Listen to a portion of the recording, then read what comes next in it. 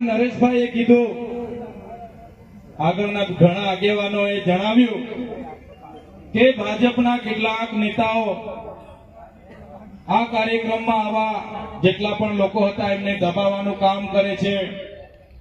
સાથે આમ આદમી પાર્ટીના કેટલાક નેતાઓને પણ ધમકીઓ મળે છે. આગળના કાર્યક્રમોમાં પણ એમણે કીધું કે અમારા સરપંચોને પણ કેટલાક લોકો ચેલેન્જ કરે છે.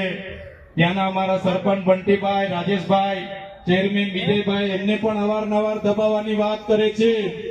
ત્યારે એવા ભાજપના ભ્રષ્ટ નેતાને કહેજો કે ચૈતર વસાવા દાહોદમાં આવેલા અને એવું કહી ગયા છે કે આ કોઈ આદિવાસી છે એટલે કે ગુલામ નથી, આ સ્વતંત્ર આદિવાસી છે. અને ચૈતર વસાવાએ કીધું છે કે ઓરિજિનલ આદિવાસી એટલે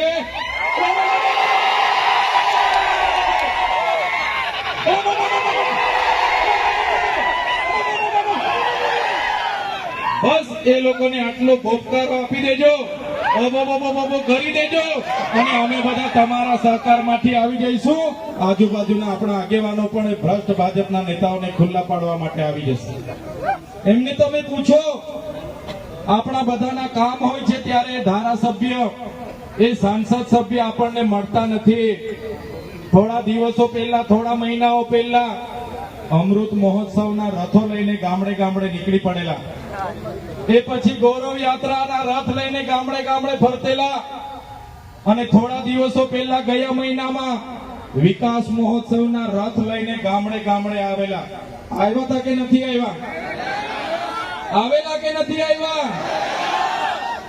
ત્યારે કયો વિકાસ છે? આજે ગાંધીનગરમાં હું કોઈ જગ્યાએ જામ છું, બાંધકામ ચાલુ હોય ત્યારે ઉભા રહીને બેનને પૂછું, બેન નાના નાના છોકરાઓ સાથે તમે મજૂરી કરો છો, કયા વિસ્તારના છો? તો બેન કે ભાઈ અમે તો દાહોદના છે.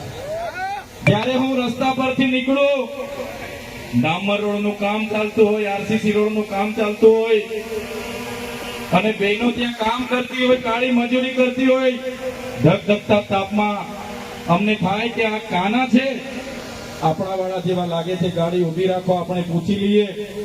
અને ઉભા રહીને પૂછીએ કે બેન કાના છો, ક્યાંથી આવ્યા છો?